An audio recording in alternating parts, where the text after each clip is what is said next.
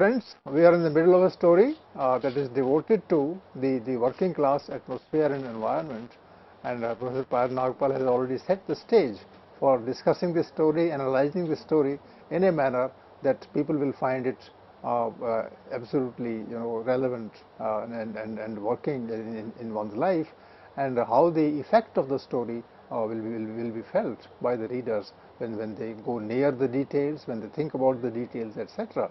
So let's have more from Professor Payal Nagpal on the story. Thank you, Professor Prakash. So we were discussing how Sweat is a story that's focused on the life of a washwoman and her marriage. So it is something very significant because the world of culture at times is, also kind of interpreted to mean, something that carries with it a certain elitism. But Zora Neale Hurston totally debunks that idea when she actually writes a story which is about a working class neighborhood and a working class woman. So once Sykes throws all the clothes around and so on, and he shows the whip to Delia, there is there is great anger in her, and this anger is a gradual build-up. So Delia's what is known as habitual meekness seemed to slip from her shoulders like a blown scarf. So she's decidedly not going to be meek anymore, and she was on her feet, and this is from the story itself. I'm quoting, "She was on her feet, her poor little body, her bare knuckly hands, bravely defying the strapping hulk before her." So she has decided that she has the energy within her, despite the fact that she has borne so much in this marriage. She's, as mentioned in the story, been married for about 15 years, and that has only led to a deterioration. There is an indication that she was somebody who was well endowed, very plump, and now she has bare knuckly hands because she's only been working. And she turns around and tells Sykes, you are done, you have gone too far. And I'm reading it not in the dialect. She says that she's been married for 15 years and has been taking in washing for 15 years.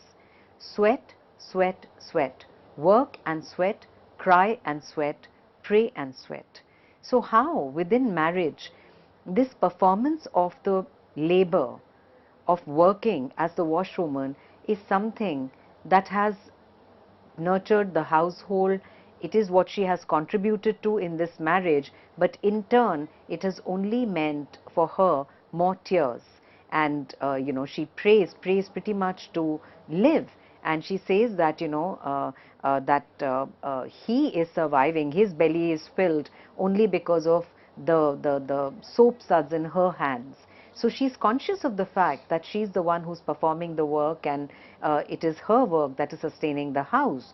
And she also at one point she picks up an iron skillet from the stove, and she strikes a pose, and Sykes doesn't know what to do with it because he suddenly feels cowed down. He suddenly does not know who he is looking at. He's seeing somebody who's suddenly extremely powerful, and he does not know how to react to this. And it's interesting because the whip then, which is used to scare Delia, and it especially because it resembles the snake, and of course that has its own erotic connotations also, because Sykes is also a philanderer, and at the moment he's also seeing another woman called Bertha. So I think all this is kind of tied with Delia's disgust of sexuality, of the sexuality that Sykes represents through this whip. But when the whip can scare no longer, it is in the last part of the story that Sykes gets a real snake to actually scare her. So when she seizes this iron skillet from the stove and she kind of stands, absolutely firm in front of him, he does not know what to do. And usually he uses the whip on her, and the story tells her that he did not strike her as he usually did. So we see a new side to Delia. It's almost as if the years of toil and sweat have now empowered her. So sweat is also empowering now. where it has sustained her, because she's the one who's been earning. She has also been subjugated, but now it empowers her. It is the realization of this labor which she might have performed in the early years of marriage out of love or unthinkingly. It is now this labor as something that's empowering Delia strikes the reader, and Sykes is completely taken aback at this new woman that he's seeing. And when she thinks about her marriage, she remains upset and very, very disappointed. So, at one point, it's mentioned in the story how she lay awake, gazing upon the debris that cluttered their matrimonial trail. And there was nothing really speaking there that she could have been happy about. And it's indicated in the story how she brought love to the union, and he had brought a longing after the flesh, which is why the connection between the sexuality that Sykes represents, the erotic represented by the slithering whip, and the snake finally.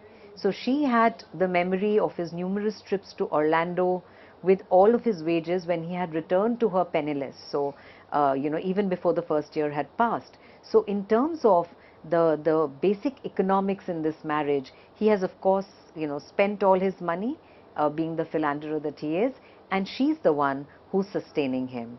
And, there's a complete transformation. In 15 years, this young woman now has harsh, knuckly hands. And so she's very, very clear. She knew that there is no point in hoping for love. So it also tells us, from the point of view of Delia, how love is nothing but a trap that kind of, misleads young women like her into exploitative marriages.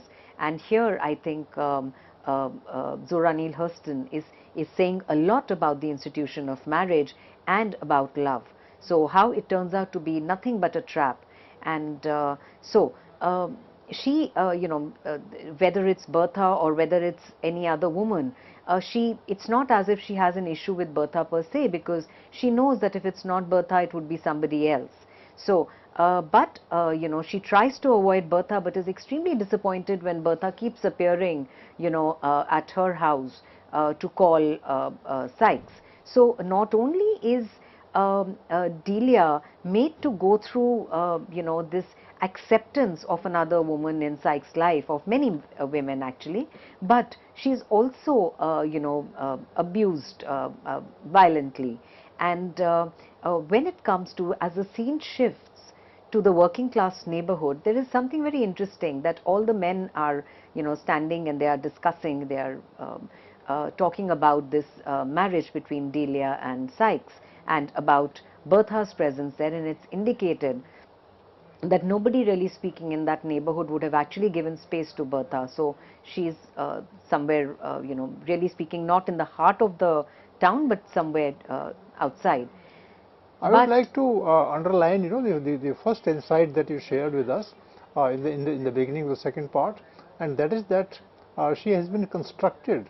She has been helped to grow by the labor that she does, and that labor in one sense weakens her, in the other case it empowers her, and empowering is recognition. Now she knows that it is because of her that the whole thing is sustained, and therefore she can hit back, and she hits back really hard. So that shows, that this kind of work which is done for society and by the woman, and in circumstances that are cruel, this definitely hardens people, and they finally resist and become powerful voices of rebellion or whatever you call it. So this I think, so far as I am concerned, this story is built around this particular hardihood of the woman who has seen bad days in her life, and therefore she can hit back. What do you say? Certainly. In fact, what's also important here is that aspect of love that is brought in. Because earlier she's performing that labor unthinkingly, thinking that, she's in love and, things are going to come round. So now she knows that it is not going to change. And her own, in terms of the physical aspect, there is a certain deterioration. And this is where the second section becomes very important, where all the men, when they are talking about of course, Zora Neale Hurston gives us an insight into a working class neighborhood. At the same time, the men are not appreciative of, we don't see that kind of machoism that might be there otherwise, but they are actually quite sympathetic towards Delia. And it seems that in this particular neighborhood, when we also look at that autobiographical note, cane chewing was very common. And so there is this person Clark, he speaks and he talks about how the women are treated, almost akin to the way in which they are engaged in cane chewing, that when these women have nothing to offer, it's a very they are telling metaphor. abandoned. Yes. It's a very, very powerful metaphor. Very powerful metaphor. And that when they have nothing to offer, they are just absolutely abandoned. And this is what Sykes has done, and he's just moved on to other women in his life. So what Clark says is that when they're satisfied that day is wrung dry, they treat them like they do a cane chew and they throw them away. So this is this complete, in a sense, abandonment of the woman who's left to only toil and sweat is the picture that we get. But it's absolutely true that it is this toil and this sweat that empowers Delia finally. And what I like particularly worth appreciating is that initially it's the example of one woman. Finally, it starts applying to other women also. Yes. And it becomes a comment on the society of the time. Yes. So that's the kind of invention of the technique that she is doing. She is giving an example and then she is applying it to the larger part of the audience, as you rightly point out. And I found this interesting that one would usually, as a kind of stereotype, in a patriarchal society, would think that the men would probably be engaged in more machoism and talk where they are not respectful towards Delia, but they recognize the kind of violence that she has undergone, and some of them actually say that obviously she was very young and very beautiful when she got married to Sykes, but she has broken probably every bone in her body because of Sykes, and which is why the constant reference to harsh knuckly hands is there. So and they also in a sense do not accept Sykes as part of their community in a sense. This is a very fine aspect you have described. You say that when the woman suffers, then in a way the community is humanized because they empathize with her and they learn the lessons through her example. Yes, they do empathize. And in fact, when they are all sitting and they're going to have this watermelon. So when Sykes and Bertha are together, Delia is going around distributing the clothes, but Sykes is completely audacious in his treatment of her. He does not, which is of course not approved by the rest of them, but he just almost like it's showing off that, showing off the woman on the one hand, and at the same time Sykes is showing off the entire neighborhood almost as if it belongs to him in a certain way, and he's displaying his machoism to Bertha, which is in contrast to the rest of the community. So Sykes is paying her room rent, the only house in town that takes her, and Sykes takes her out frequently. He assures her that he's the most powerful, he's the most gallant man in this area. This is contrasted with Delia's body, work-worn knees that crawled over the earth, and she avoided the villagers, she avoids everybody. So just as she's the one who's working, so she's kind of returning the very clean, crisp laundry, which also shows that she's very good at her work.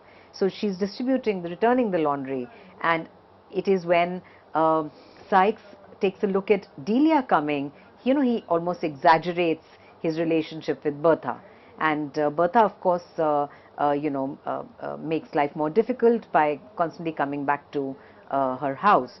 Now with this we come to the last part of the story, where the snake is brought into the household, and now instead of the whip that indicated a snake, there is a rattlesnake, and that is of course going to bite the moment it's out. And this is exactly what happens, and she keeps telling Sykes, the villagers keep telling Sykes that do not keep this snake in the house, and she says that you know that I'm even feared of earthworms, and this is the biggest snake that I have ever seen, she says. And she keeps saying that, Psych, please kill him. And he, of course, uses this, here he's reacting to this new Delia. Delia who has now opposed him, Delia who has shown him his place. So he comes up with a new method to actually oppress her by getting this real snake. So at one point when Delia is, coming down the kitchen steps, she sees the snake's white fangs, curved like scimitars, hung in wire meshes. And what's very important here is, as I said, there is a gradual build-up in the story. So let's take a look at this line. She stood for a long time in the doorway in a red fury that grew bloodier for every second that she regarded the creature that was her torment. So this creature is also indicative, in a sense, of Psych. And Psych is, also, the fact that there seems to be now this connection between Psych and the whip and the rattlesnake. So this built up in terms of red fury. It's almost as if she's, matching the kind of power and venom that the snake represents, and she's almost challenging him and is ready to meet the challenge that has been thrown at her. So this is where Delia tells, she tells him very decisively. At one point she tells him, it's very interesting, she tells him over dinner one day that you have to throw the snake out. And he's again not used to this kind of firmness in Delia, but he refuses to do so, and she very firmly and calmly tells him that she hates him completely, and that she probably does not hate anyone as much as she hates him. So, and I think this is where there is a complete break in her marriage, and it's almost as if unto herself she has severed all connections with Psych. It's a kind of formal announcement. A formal announcement. And we know that after this, Delia is not going to, be mild in her, approach as far as Sykes is concerned. So Sykes, almost, this comment is very interesting. Sykes almost let the huge wad of cornbread and collard greens he was chewing fall out of his mouth in amazement. He had a hard time whipping himself up to the proper fury to try to answer Delia. So now there is another thing that's happening in terms of, I think, the craft of Zora Neale Hurston here. So on the one hand, we are gradually seeing a very, very empowered Delia, and we are also seeing a very, hollow Sykes, who does not know what to do and who does not know how to react. Since you are also a person of drama, so you would have definitely enjoyed this dramatic scene that is presented there. Yes. Yes, the way he opens his mouth and, Yes, but the most dramatic scene, I think, in this story is the last. Okay. Where, the snake is out, actually. So, 15 years of misery, and she's now decidedly, almost out of this marriage. So she, the basket in which she actually keeps all the clothes, suddenly as she enters, the snake is kept in a box and it's not making any noise. And she goes inside to, sort the clothes, and she picks up the basket. The snake is in that basket. And this is exactly what Sykes had actually intended, that, she would probably be bitten by the snake. But she is, very scared, and there is only one matchstick that is left, and she lights a lamp and she just runs out. And again, there is the snake. There is a turn maybe here, because these lines are interesting. When there is fear, and then she says she saw him pouring his awful beauty from the basket upon the bed, and she seized the lamp and ran as fast as she could to the kitchen. And she does not feel safe. So what she does is she climbs up to this hay barn, and she just keeps lying there still, because she is very, very scared of the snake. And now she knows that it is time for Sykes to come back. At some point he will come home, and there is no match stick there to light a lamp. And this is exactly what happens. And she calls the snake a ventriloquist. She says, with the rattlesnake, you can never make out where the rattlesnake is coming from. And exactly as she had predicted, the rattlesnake is there, and Sykes does not know. He knows that the snake is out of the box, and he looks desperately for a matchstick, but he does not find any because he's the one who had actually removed all of them. So finally she was quiet. With this stalked through her a cold, bloody rage, a period of introspection, a space of retrospection, and a mixture of both. Out of this, an awful calm. Now, the calm is very interesting because throughout we've seen sweat and tears and, a lot of rage. It's the first time in the story towards the end we see the word calm being used in this context. And she tells herself, and I quote from the story, "Well, I done the best I could. If things ain't right, God knows it ain't my fault." So I think here, of course, Please, Hurston is... you can interpret it in the terms of the folk tale. That Yes. Finally the retribution comes, and this is the point that she's made. Yes. And seems to have borrowed a lot from the folk tale structure. Yes, she has. She has borrowed a lot from the folktale structure, and also, there is the snake has a certain meaning, a certain connotation within the African folklore and the African American. So, in a sense, there is almost a turning point when the snake is sprawled on the bed. It's almost as if, the kind of sexuality that Sykes represents is going to be done away with. And the real snake is, in a sense, going to assert itself. And so, Delia actually, she's hiding in the hay barn, and she comes down from the hay barn, and she crouches beneath the bedroom window. She's listening to the sound of the snake and to the sound of Sykes inside. And as mentioned, there is a whirring sound made by the rattlesnake. And, you can't make out where the sound is coming from, so you don't know from which side the snake is going to attack you. And so there is, and this is exactly from the last part of the story, a tremendous stir inside there. Animal screams, intermittent whir of the reptile, and the shade torn violently down from the window, letting in the red dawn, a huge brown hand seizing the window stick, and there's complete violence here. All this Delia could see and hear from her place beneath the window. She's hiding there, and Sykes is calling out to Delia, hoping that she would come. She knows what's happening. She decides not to go inside. She lay there, "Delia, Delia," she could hear Sykes calling in a most despairing tone. The sun crept on up and he called. Delia could not move. Her legs were gone flabby. And he kept calling and the sun kept rising. So almost as if hope is there. And here we see, and this is again entirely, the style is entirely from the folklore tradition, where with the rising sun, we almost see Delia as somebody who's going to be very empowered. And on the other hand, this man who was extremely powerful at the beginning of the story, he is now, crawling. So she saw him on his hands and knees.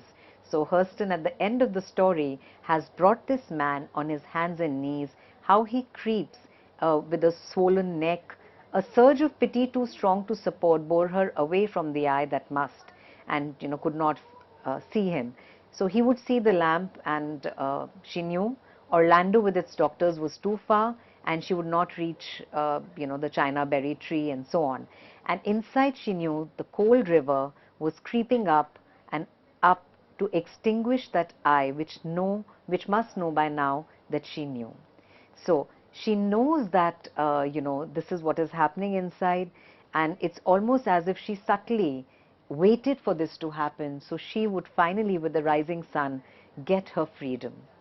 And I would like to kind of again quote Joyce Carol Oates here, who says that Hurston has found a new audience, one composed of people, especially women, far more ready than her contemporaries to accept the complex wisdom of this woman, that is Zora Neale Hurston, who refused to be tragically colored. For Hurston, that refusal entailed not a denial of her race, but a joyful affirmation of infinite possibility in the scope of her own life. And in Sweat, we see how this is actually brought out completely. Professor Payal Nagpal, just 2 sentences to sum up the story. I think the kind of power that Zora Neale Hurston gives to her protagonist who comes from a working class background is completely exploited in marriage. It is an affirmation in the power of women and affirmation in their independence and in labor, in work that is productive for them and is empowering. So, friends, Professor Payal Nagpal has laid bare the hidden message of the story, and it comes out quite powerful at the end. And I hope you would have enjoyed the interpretation. This is the interpretation that is feminist. This is the interpretation that is socialist. This is the interpretation that is humanist, and in a very deep sense. So, mull over the story, think about it, and see how women in the middle of the 20th century wrote such stories. Thank you.